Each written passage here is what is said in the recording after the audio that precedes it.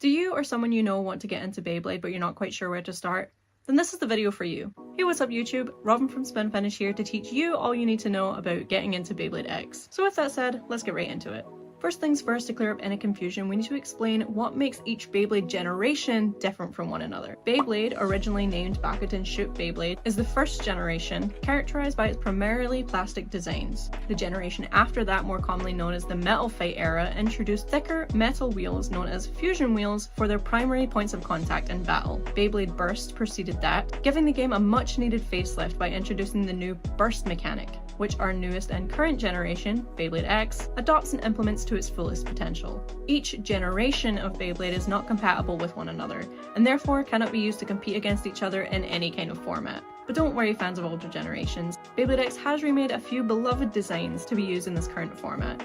I'm still waiting on the Rock Leone remake though. That being said, each new generation might have different systems or lanes as the game continues to grow and evolve. Like Metal Fight that introduced the 4D hybrid wheel system, many other generations of Beyblade continue to create and implement new gimmicks in order to keep the game fresh and always evolving. Beyblade X is no different. With X, each new system or lane is clearly marked on the item packaging.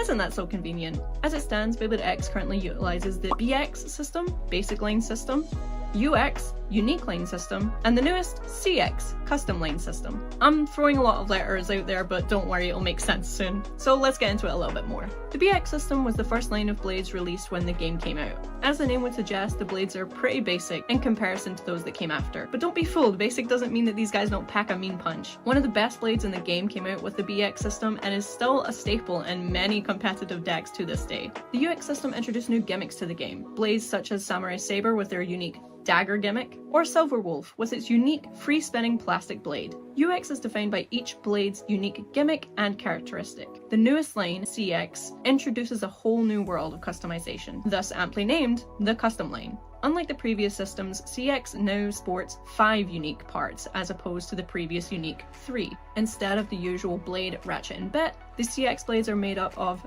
a lock chip, the usual attack blade, the new assist blade, and then the ratchet and bit. The lock chip functions by holding the blade and the assist blade together, with no real functionality except for that. The blade and the assist blade can be deconstructed and swapped out for other blades and assist blades within the CX lane. All CX blades are still compatible with each previous lane's ratchet and bits. Usually, Beyblades are easily identified by their lock chip's avatar or motif, but since the CX lane allows for further customization by interchanging lock chips, I would say it's best to learn each blade before you go crazy with your customization. But that being said, let's get into how to identify your blade and each part's unique name. If you're trying to get into the game, I'm going to go ahead and assume that you've seen that large jumble of letters and numbers that come after the name on the packaging. Well, those actually mean something. The name itself refers to the blade, and the numbers and letters refer to the ratchet and bit. Any information that you need is on the back of the packaging, but if you want to break down on how to identify those yourself, then stay tuned. For example, the standard Dran Dagger comes as a Dran Dagger 360F.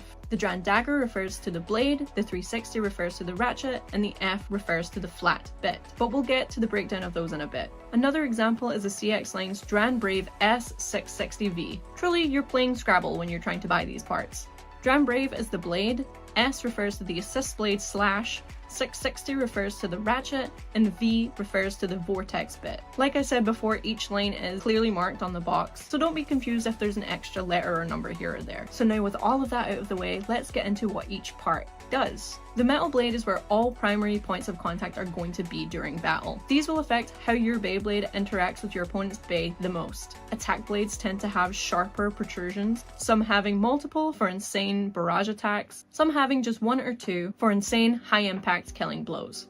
The shape of your blade can also determine your defense and your stamina, due to weight distribution and wind resistance and a whole bunch of other physics jargon that I'm not even going to pretend to understand. Point is, choosing the right blade is important. Similarly to this, the CX assist blades work very much the same, with the major points of contact instead being on the assist blade, as CX blades tend to be taller just with the extra layer of plastic that's under your metal wheel. Next up, however, is arguably the most important part of your Beyblade, the ratchet. Like your blade, your ratchet will determine how your Bey reacts in the stadium, but more importantly, it will determine your burst resistance. If we refer back to the start of the video, I mentioned the burst mechanic that X adopted from its predecessor. This is where that comes to play, and I'll explain why that's important a little bit later. For now, the ratchet is the quintessential piece that holds your Beyblade together while it's flying about in the stadium. Not only that, it will help your base stay balanced, determine your height and center of gravity, as well as aid stamina, defense, and attack power. Like I said, most important part. Ratchets come in a variety of shapes and sizes, some designed to preserve stamina while others are designed to maximize your attack. Ratchets with more and therefore more rounded protrusions help to minimize your risk of bursting, while also sacrificing some attack power. But sometimes a good offense is a great defense. Similarly, although taller ratchets may leave you more exposed, it can enhance some blades' downward attack capabilities. The possibilities really are endless. Currently, the ratchets that exist range from 1 protrusion to 9, excluding 8. I don't know why we hate the number 8, we just do. In range and heights from 55 to 85. Remember that list of numbers from the packaging? The protrusions are the first number and the height is the second number. So bringing up our old friend Dran Dagger, we can now tell that it is a Dran Dagger blade with a 3 protrusion 60 height ratchet. You can tell the height by the number of notches that appear on the inner ring. 60 height has 6, 70 height has 7, and so on and so forth. The only exceptions to this are the 55 and 85 height ratchet, but since there's only one of each in those heights, it's pretty easy to tell them apart. But an easier way to tell heights apart is from their profile. A 60 height ratchet is flat, a 70 height ratchet has these little slopes on them, and an 80 height ratchet has a little plastic lip that protrudes above the outer ring.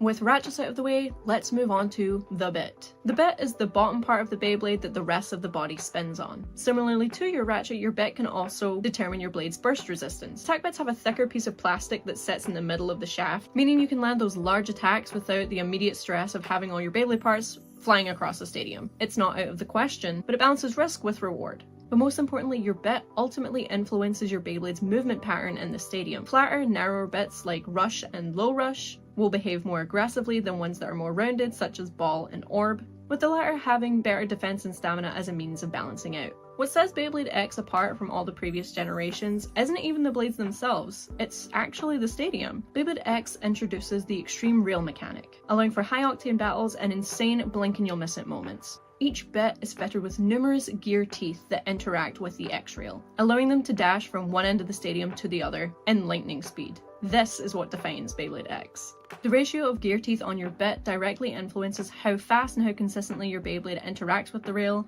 as well as how much speed it gains while on the rail.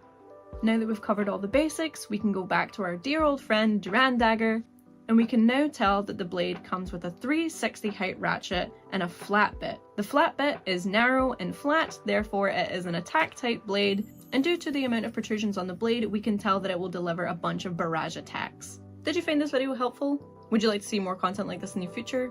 Is there anything in particular you want us to cover? Let us know down in the comments. Our Intro to Beyblade X series continues in our next video as we talk about deck construction and combo building. Until next time, later Bladers!